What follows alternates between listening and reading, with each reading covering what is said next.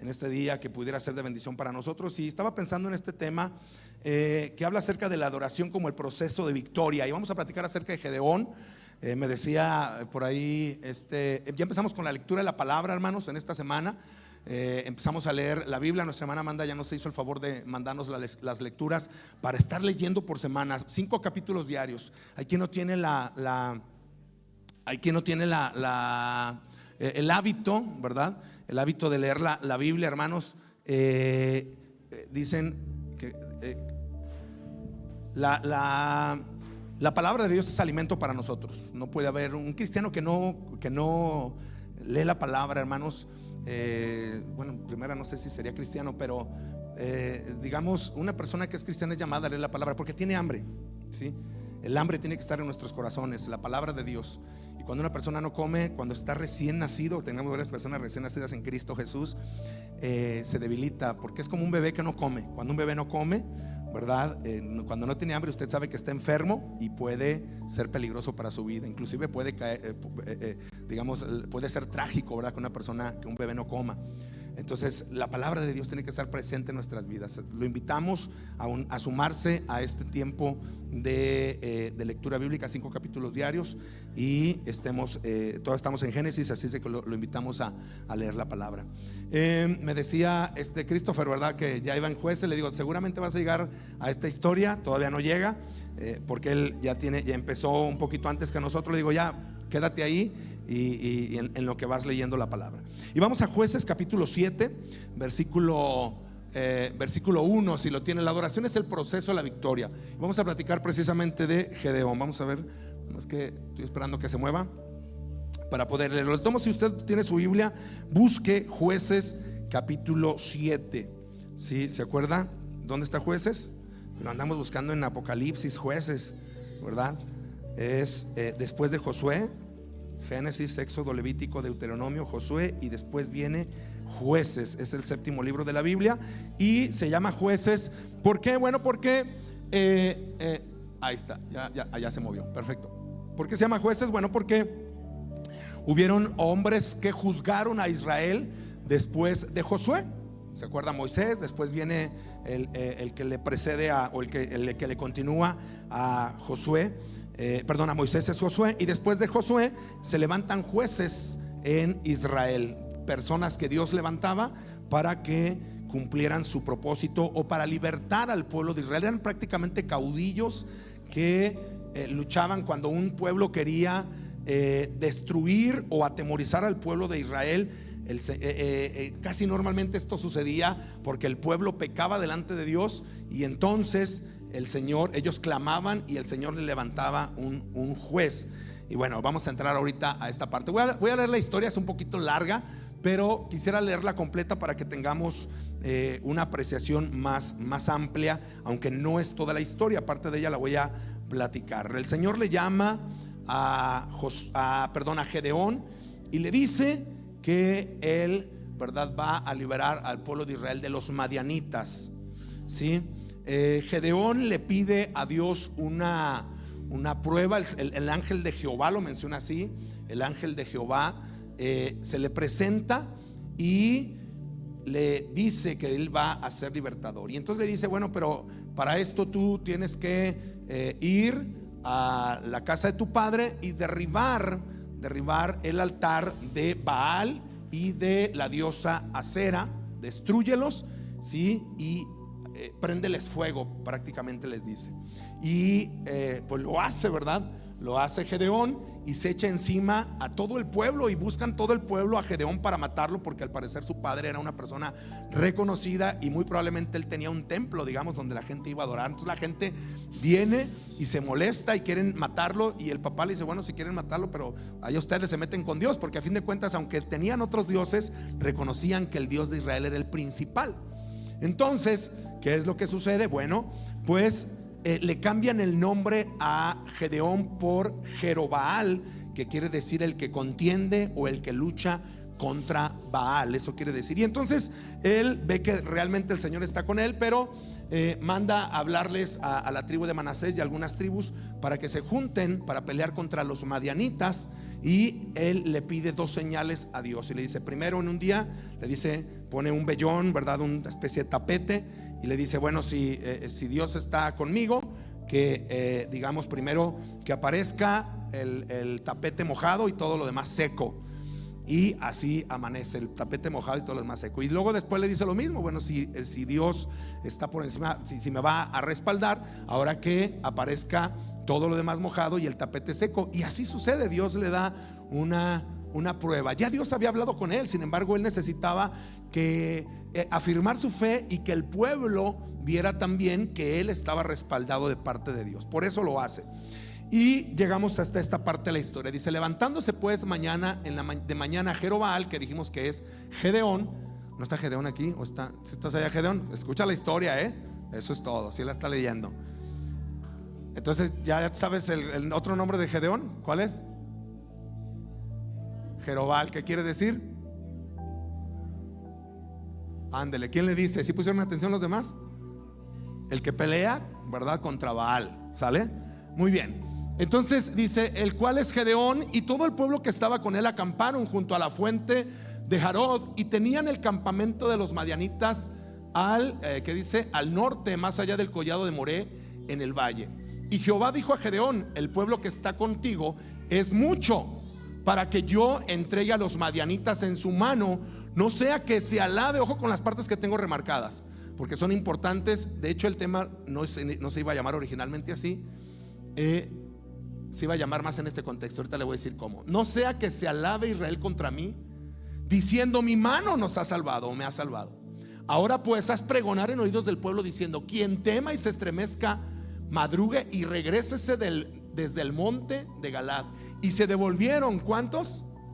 22,000, y quedaron solo. O sea que ¿cuántos eran? 32,000. Y Jehová dijo a Gedeón: aún es mucho pueblo, llévalos a las aguas y allí te los probaré, y del que te diga vaya, esté contigo, irá contigo, mas de cualquiera que yo te diga este no vaya contigo, el tal no irá.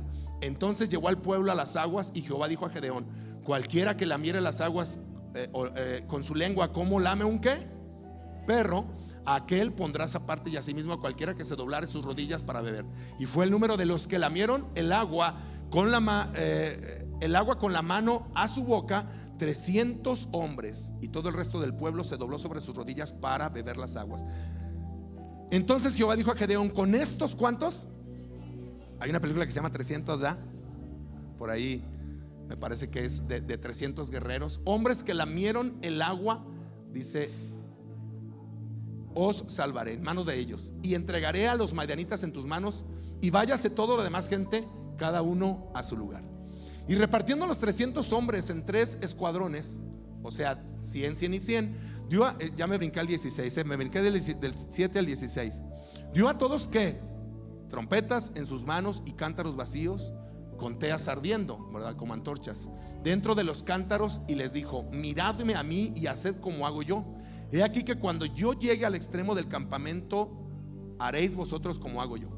Y los 3 escuadrones tocaron las trompetas y quebraron, se acercaron los cántaros, y tomaron en la mano izquierda las teas y en la derecha las trompetas con que tocaban, y gritaron: por la espada de Jehová y Gedeón. Y se estuvieron firmes cada uno en su puesto en derredor del campamento. Entonces todo el ejército se echó a correr dando gritos y huyendo, y los 300 tocaban las trompetas, y Jehová puso la espada de cada uno contra su compañero en todo el campamento. Y el ejército huyó hasta Bet-sita en dirección a Cerea, y hasta la frontera de Abel Meholah en Tabat. Vamos a orar. Padre del cielo, gracias por tu palabra, porque nos has hablado, Señor, y que nos hablas a través de ella, Señor. Dirige mis labios hacia ti y toca el corazón de todos aquellos que están en este lugar. Señor, habla a través de mí y no a pesar de mí. Jesús, abre nuestros oídos espirituales, nuestros sentidos espirituales, para que podamos entender, percibir y discernir lo que tienes para nosotros en Cristo Jesús. Amén y amén. El que tenga oídos para oír, dice Apocalipsis 3:13, oiga lo que el Espíritu dice a las iglesias. Es decir, a veces oímos, hermanos, pero no oímos. En México se diría algo así como: una cosa es oír y otra cosa es escuchar. Son hebreísmos, o sea, son digamos frases que ellos utilizan, y nosotros tenemos que estar prestos para oír la palabra de Dios. Amén. Gloria al Señor. Tremenda esta historia, hermanos. Por ahí hay parte de la historia que no menciono, como cuál es la historia que no, o parte de esto que no menciono. Por ejemplo, cuando el Señor le dice: mira, para que tú tengas fe, porque todavía le tiene que dar una señal de fe, le dice: para que tú tengas fe, ve e inmiscúyete entre el campamento de los moabitas, y vas a ver cómo la respuesta que yo tengo para ti. Y entonces Gedeón se inmiscuye en el campamento de los madianitas, y cuando está ahí inmiscuido, dice que escucha entre las carpas a dos hombres que están platicando. Uno se levanta y dice: ¿qué crees? Dice: no la hagas, ¿qué crees que acabo de soñar? Le dice: ¿qué soñaste? Bueno, pues soñé, ¿verdad?, que venía un enorme pan y destruía nuestro campamento. Fíjese qué tremendo. Y entonces el otro dice: no puede ser, eso quiere decir que Gedeón nos va a dar una arrastrada. Digamos en pocas palabras, no dijo así, sino que va a acabar con nosotros. Dice: vamos a perder. Lo interesante de esta historia, hermanos, es algo muy importante. Es que ellos estaban peleando 300 contra un ejército enorme. ¿Cuántos eran en este ejército? Algunos de ustedes seguramente ya lo saben. Lo menciona en el capítulo 8 de mismo Jueces. Eran 130,000 soldados, hombres de guerra, peleando contra 300 personas. Imagínese usted, 130,000 contra 300, hermanos. Si Goliat contra David era complicado, esta historia es aún más, ¿verdad?, complicada. Digo, todas las historias son hermosas, pero una cosa es uno contra uno grandote, y otra cosa, hermanos, es 300 contra 130,000. Interesante la historia. ¿Qué es lo que pasa en el contexto? Bueno, el pueblo se alejaba de Dios cada cuando, y entonces Dios le jalaba las orejas al pueblo, ¿verdad? Más bien, ellos vivían primero las consecuencias de sus pecados, de sus maldades, y como vivían estas consecuencias, ellos clamaban a Dios, y Dios en su misericordia, hermanos, como su pueblo y como lo hace con nosotros, les perdonaba. Ellos se arrepentían, y a pesar de que vivían sus consecuencias, se arrepentían y buscaban a Dios. Después Dios daba respuesta por su fidelidad, y entonces llamaba a una persona. En este caso llama a Gedeón. En otras ocasiones fue a Jefté, en otras ocasiones a Débora, en otras ocasiones a otros caudillos en la Biblia. Y es muy interesante porque cada caudillo, hermanos, muchos de ellos no eran los más prodigiosos o los más prominentes o los más reconocidos, ¿sí? Y en ellos pues estaba el caso de Gedeón. Pero viene un reto para él, ya lo mencioné. El reto era que, el primer reto que el Señor le pone, le dice: ve y destruye el templo, le dice el Señor, destruye los dioses y los altares que ustedes tienen, ¿sí? Y lo hace el Señor, perdón, lo hace Gedeón, ¿sí? Y entonces él le cambia el nombre, que es lo que hace el Señor con nosotros. En muchas ocasiones nos cambia el nombre. Le voy a pedir allá a los niños, Sabiel, ¿verdad?, que está platicando. Ahorita los voy a bajar a esos niños, y más porque es el niño de la alabanza, y es el hijo del pastor, ¿verdad? Y Gedeón también. Ahorita los vamos. Muy bien, muchas gracias. Continuamos. Ok.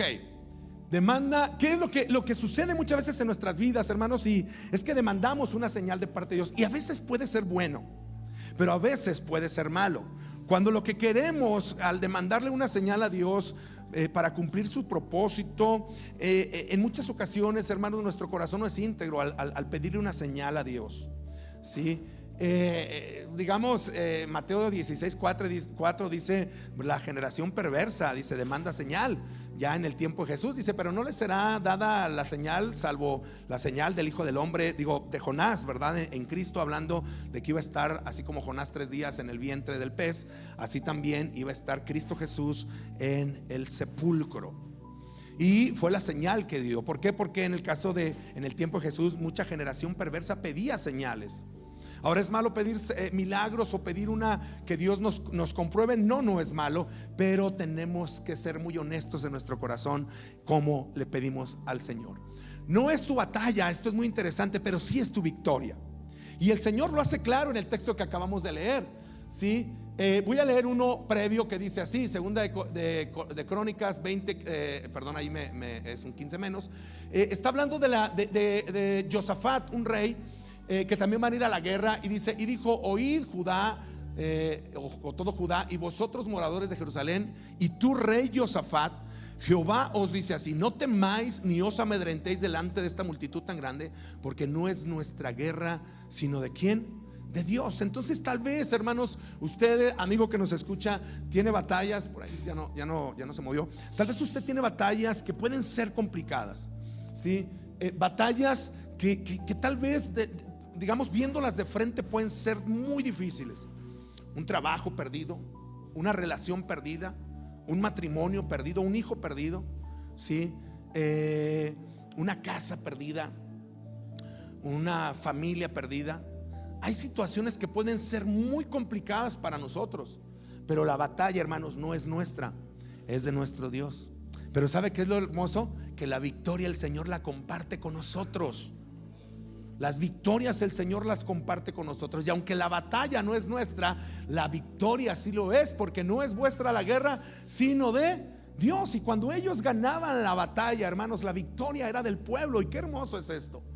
Cuando el hombre sale de un problema con su aparente fuerza, piensa que la gloria es de él, pero cuando sabe que es de Dios quien lo sacó, entonces la gloria es de Dios. En los dos casos le voy a decir algo: la gloria es de Dios.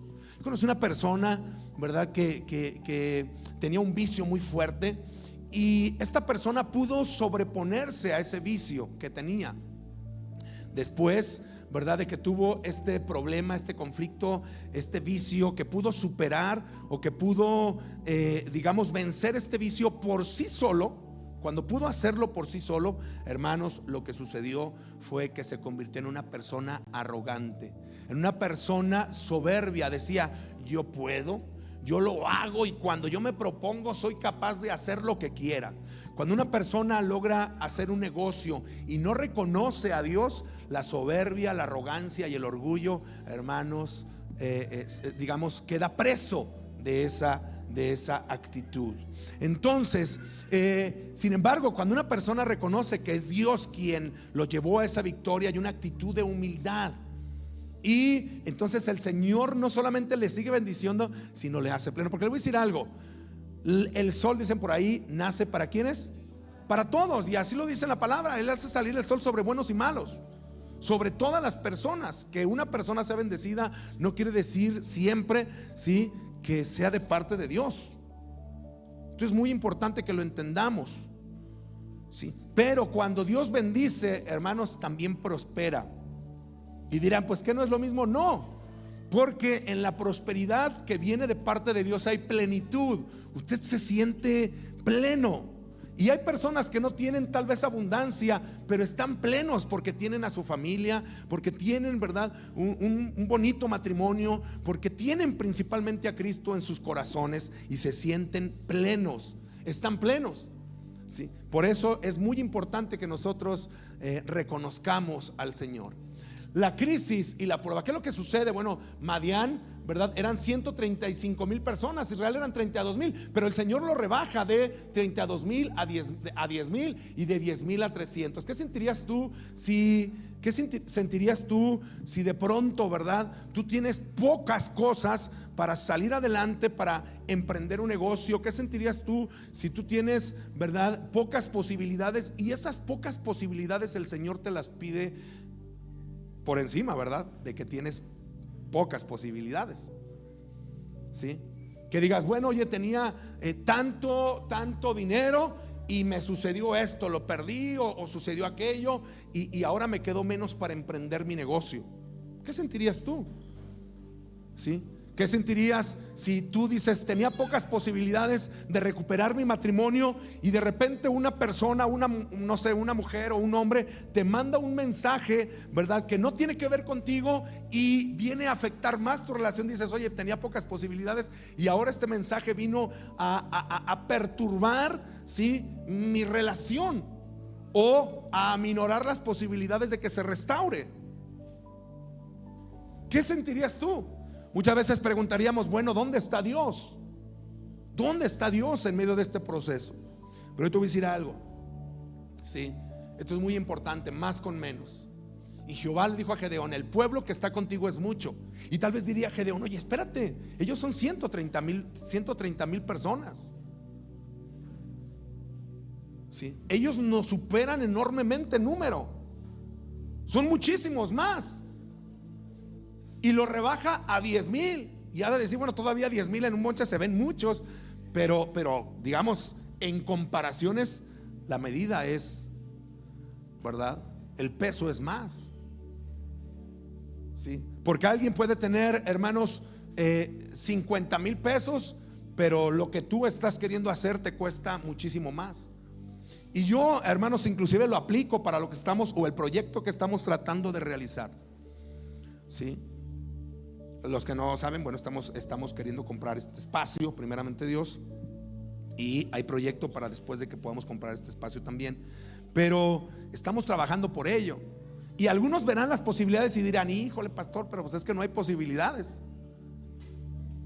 Y todavía, hermanos, que de esos 22,000 que eran en un inicio, bajan a 10,000. Si eran 22, ya se me fue el conteo.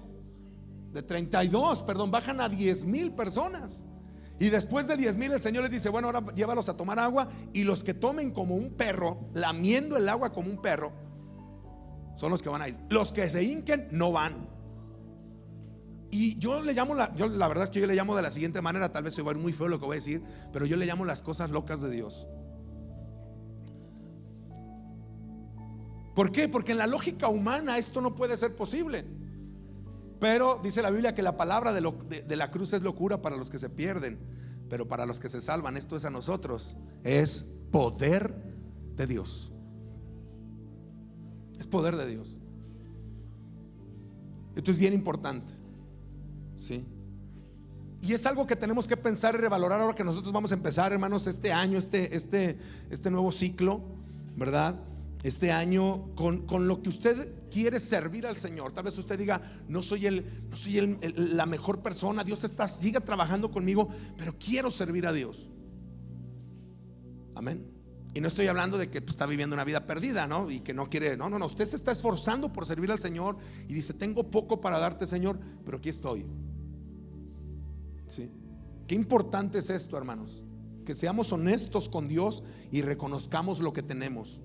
Y que si aún el Señor nos pide de lo poco que tenemos algo para otra cosa, o aparentemente, ¿verdad?, se ve mermado lo que tengo para entregarle al Señor en cualquier ámbito de nuestras vidas, en nuestro matrimonio, en nuestra familia, decir, Señor, aún las pocas esperanzas que tengo para recuperar mi familia, mi matrimonio, mis hijos, ¿verdad?, para poder servirte a través de tu palabra, ¿verdad?, de evangelizar, predicar tu palabra. Hermanos, tengo poco, pero en tus manos puede ser mucho. Qué importante es esto. El Señor le dice, sí, perdón. Sí, le dice, no sea que se alabe Israel contra mí diciendo, mi mano me ha salvado. Es decir, muchas veces el Señor nos va a llevar al límite para que nosotros entendamos que la gloria no es de nosotros, sino de Dios. Y en muchas ocasiones el Señor lo hizo de esa manera. Por eso cuando usted está en un momento de crisis, usted sepa, entre más grande sea el problema, más grande va a ser el milagro. Amén. Gloria a Dios. Continúo porque si me quedo callado y luego Pepe habla fuerte, ya hasta casi oye cuando regaña a los niños. ¿Qué ejemplos encontramos en las escrituras de esto? Por ejemplo, y aquí lo vemos, la alimentación de las multitudes. La Biblia dice que eran 5,000 y normalmente nosotros, yo he escuchado a mucha gente que dice la alimentación de los 5,000, y no fueron 5,000. En los títulos así viene, ¿verdad? La alimentación de los 4,000. La Biblia dice que él alimentó 5,000 sin contar mujeres ni niños. Si habían 5,000 hombres, probablemente había 5,000 mujeres por lo mínimo. ¿Sí? Si hacemos un conteo aquí de cuántos hombres hay y cuántas mujeres, tal vez nos ganan las mujeres. En las congregaciones hay más búsqueda de mujeres que de hombres de Dios. No digo que sea la generalidad, aquí tenemos hombres que vienen solos, pero casi más comunes que las mujeres buscan, ¿sí?, de Dios. Así es que yo felicito a los hombres que están aquí, porque eso es, tienen que aprender a ser cabeza en el hogar, ¿sí?, ser sacerdotes en el hogar. Así lo menciona la Biblia. El hombre es sacerdote, cabeza, mayordomo, administrador, ¿sí?, de su familia. Qué bonito es esto, pero también qué enorme responsabilidad. Entonces, Si lo primero es la alimentación de las multitudes, 5,000 sin contar mujeres ni niños, tal vez eran 15,000. Cristo da de comer con 5 panes y 2 peces y este es uno de los milagros más extraordinarios también en la Biblia, ¿Cómo poder comer? Yo a veces pienso cuando el mago está sacando aquí el hilito, ¿se ha visto? Que empieza a sacar aquí el listón y luego es de colores y luego, ¿verdad? A veces se saca los calcetines y, ¿verdad? Qué importante es. ¿Se movió? ¿O lo movimos? Sí. Ya. Sí. Alimentación de las 5,000. Hermanos, lo poco que tienes en las manos del Señor es mucho. No hay cosa poca que en las manos del Señor sea nada. La mujer que Dios todo lo que tenía en una ofrenda en el templo, dice Jesús le reconoce, dice: este es mayor que todos, porque todos dieron de lo que les sobraba, pero esta mujer dio, ¿verdad? Todo lo que tenía. Qué interesante es esto. ¿Sí? Abriendo el mar con una vara, ¿se acuerda Moisés? Con una vara le dice el Señor: ¿qué tienes en tus manos? Una vara. Esa va a ser el instrumento. Lo poco que tienes en las manos, mira, lo poco que tienes en las manos de un Dios grande, Dios puede hacer cosas hermosas. Sí. Pero es que ya no me ama mi esposo, ya no me ama mi esposa, ya no me aman mis hijos. Sí. Seguramente hay poquito amor en el corazón de ellos, está lastimado, está, ¿verdad? Está dolido, pero hay amor. Tal vez sea muy poco. Pon eso en las manos del Señor. Pero ya no amo a mi esposo, pero ya no amo a mis hijos, pero ya no amo a mi esposa. Bueno, eso poco que tú tienes, ponlo en las manos del Señor, porque eso poco el Señor puede multiplicarlo. Pero qué tan honesto eres. ¿Por qué? Porque la generación perversa demanda señal. Por eso te digo, ¿con qué corazón realmente quieres recuperar a tu familia? ¿Realmente quieres recuperar a tus hijos? ¿Realmente quieres recuperar aquello que perdiste? O sea, ¿realmente quieres recuperar tu ministerio? Porque si realmente lo quieres hacer, sé honesto, ponlo en las manos de Dios y Dios te va a regresar aquello que has perdido.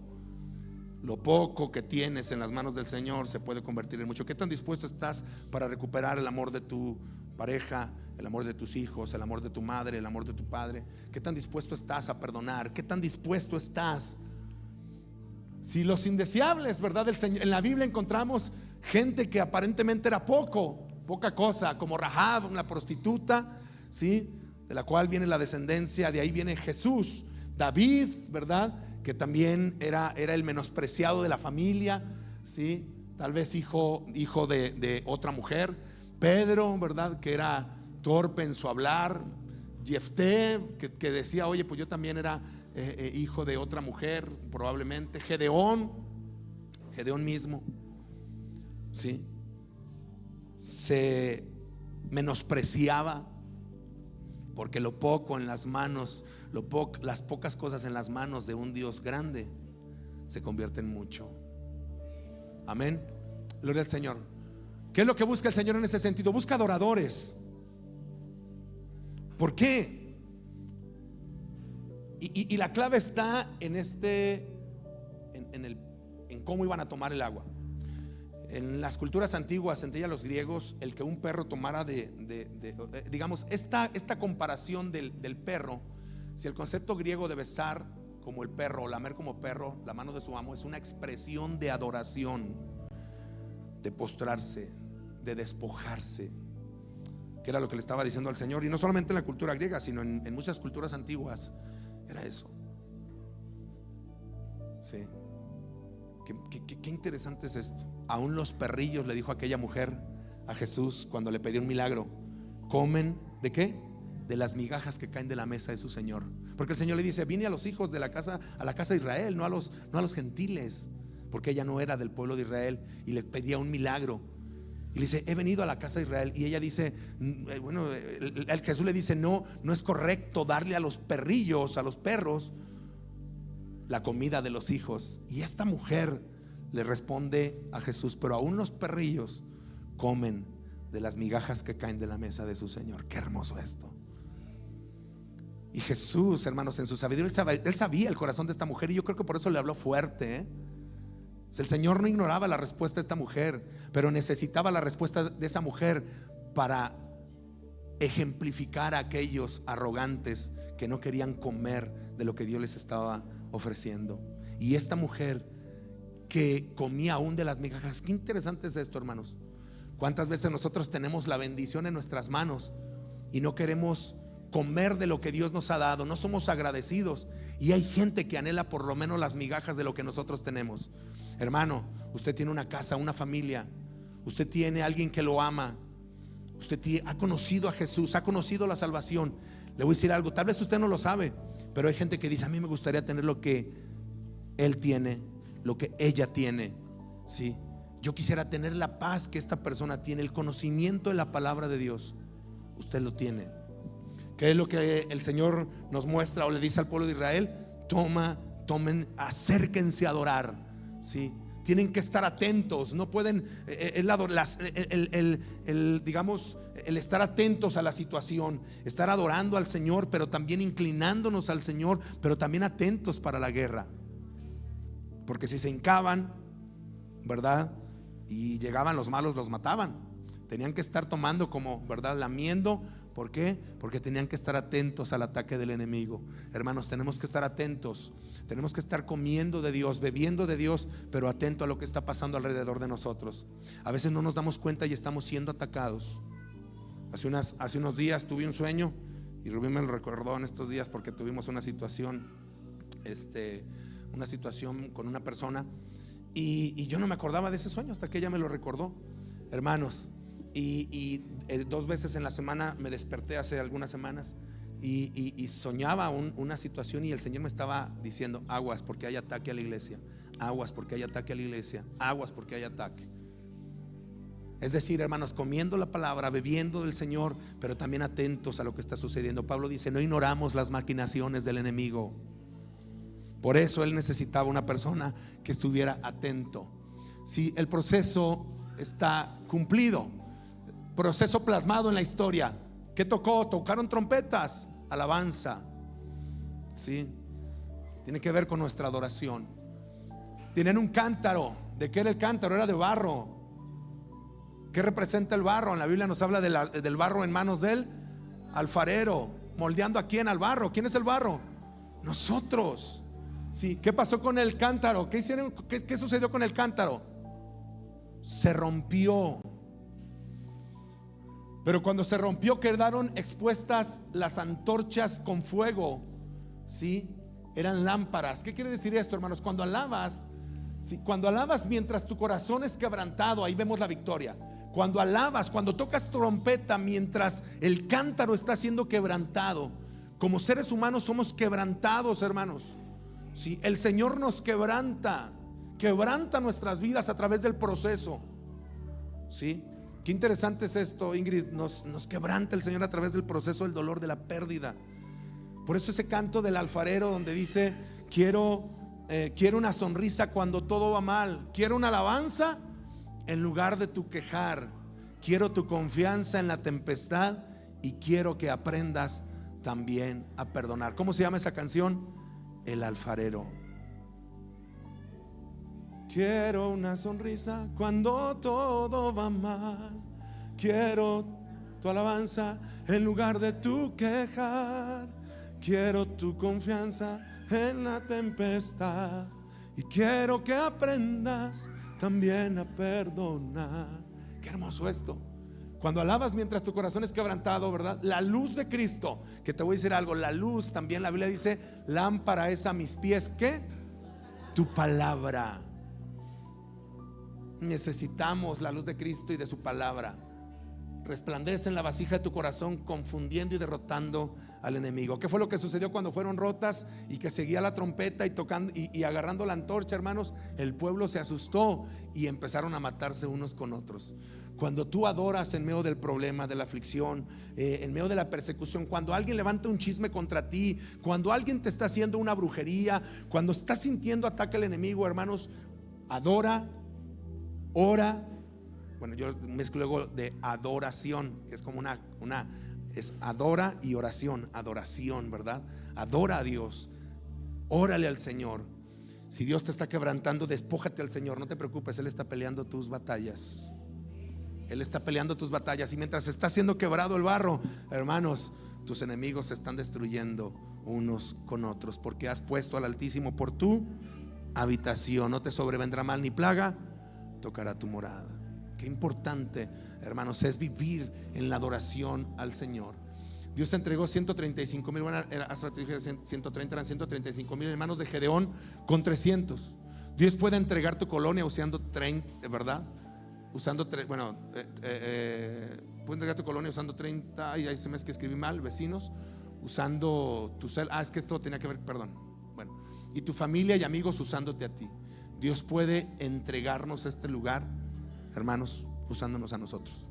Te voy a decir algo, Dios no partió de la nada, partió de 300.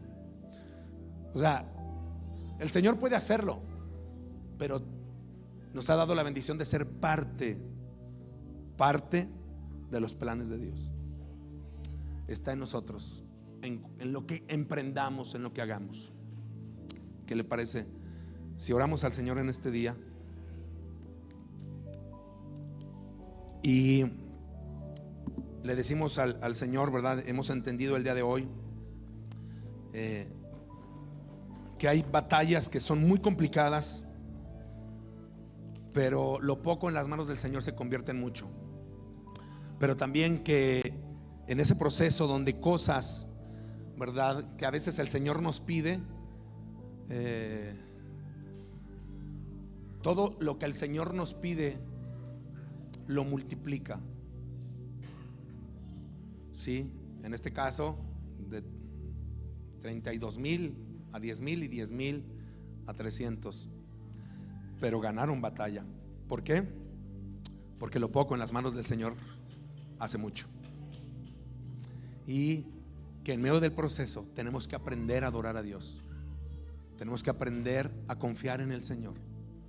Tenemos, en medio del quebrantamiento, levantar nuestra adoración, porque Dios está peleando por nosotros. Si alguien quiere orar aquí al frente, y inclusive que oremos por usted, pase y vamos a orar. No detenga su corazón de reconocer que la pelea no es nuestra, sino que es del Señor. Le voy a invitar a pasar a este lugar y véngase, vamos a orar. Yo lo necesito, ¿usted lo necesita? Entonces venga, vamos a orar. Iglesia, necesitamos del Señor también en este proceso de la adquisición de este espacio. Dígale: Señor, ayúdame, ¿verdad? Quiero darte lo mejor. El Señor quiere usar su vida también a través de la palabra, mis hermanos, que compartamos la palabra de Dios. Si usted dice hay poco amor en mi hogar, en mi casa, en mi familia, eso poco que usted tiene, el Señor lo puede maximizar. Hay pocas posibilidades de recuperar aquello que he perdido. El Señor puede entregarle aquella victoria, aquella batalla, aquella lucha que aparentemente está perdida, ¿verdad? El Señor puede pelear por usted, puede regresarle aquello que usted ha perdido. Pero ¿con qué corazón estamos buscándole? Ese es lo importante.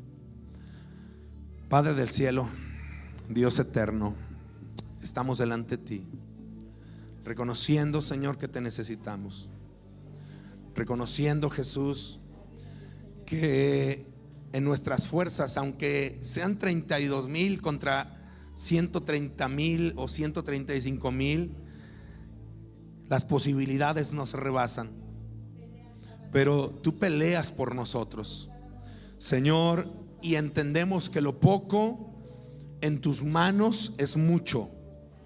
Señor, entendemos que tú puedes hacer crecer aquello poco que pudiéramos tener en nuestra relación, en nuestra familia, en nuestro trabajo. Señor, hoy oramos, Espíritu Santo de Dios, que vengas a tocar nuestras vidas. Señor, toca el corazón. Tú conoces la petición, tú conoces la situación, tú conoces la condición. Señor, tal vez las posibilidades son pocas o nulas, pero tú, Señor, tú eres quien actúa, tú eres quien obra. Espíritu Santo de Dios, ponemos en tus manos nuestro ser, en el nombre precioso de Jesús. Establece tu reino en la vida de cada uno de los que estamos aquí, pero de manera especial en aquellos que han pasado porque hay una necesidad específica en sus vidas. Yo oro, Señor, que aumentes la fe, que aumentes el amor, que aumentes el perdón, Señor, la confianza. Si hemos perdido la confianza, Señor, aumenta en nosotros, Jesús, la fe. Te necesitamos, Señor. Nos hemos desanimado al ver que es muy poco lo que tenemos, a ver que es muy poco lo que hay, Señor, en una relación, Señor, en nuestro matrimonio, Señor, al ver que tal vez nosotros mismos nos sintamos poco ante una situación. Pero tuyo es el poder y tuya es la gloria. Señor, te pido que traigas, oh Dios, confianza en el corazón de nosotros. Si la fe se ha acabado, si la fe está menguando, Señor, ponemos esa poca fe en tus manos para que sea multiplicada como los 5 panes y los 2 peces. Señor, aumentanos la fe. Queremos tener confianza en ti. Te necesito, Espíritu Santo de Dios.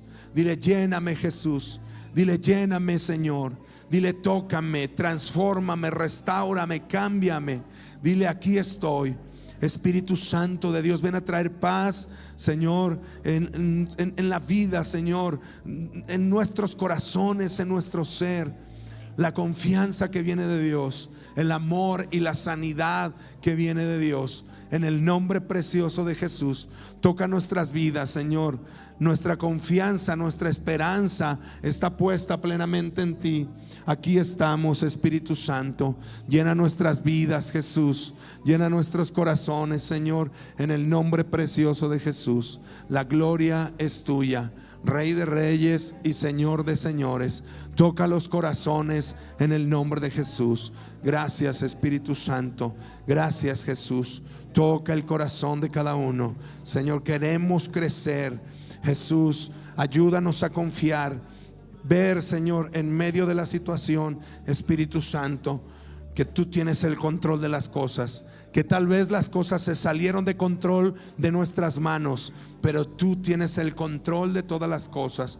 Y hoy oramos, Espíritu Santo de Dios, que vengas y que toques, que llenes y que sanes. Señor, que uses nuestras vidas y nuestras manos. Señor, tú partiste de algo con Gedeón, Señor, y a pesar de la incredulidad, o tal vez no incredulidad, pero a pesar de los temores, Señor, y de una fe tal vez menguante, Señor, tú tocaste los corazones en el nombre de Jesús. Ven, Espíritu Santo de Dios, llena la vida, llena el corazón en el nombre de Jesús. Aumentanos la fe, ayúdanos a crecer. Eres nuestra esperanza, Señor. Toca el corazón en el nombre poderoso de Jesús. Trae paz, trae sanidad, trae tu toque. El toque del Maestro es lo único que puede traer bendición sobre nuestras vidas, en el nombre de Jesús. Gracias, Rey de reyes. Gracias, Señor de señores. Gracias, Señor, en Cristo Jesús. Gracias, Espíritu Santo de Dios. Aquí estamos. Amén y amén. Gloria a Dios. Gloria al Señor. ¿Cuántos pueden dar un aplauso al Rey, mis hermanos?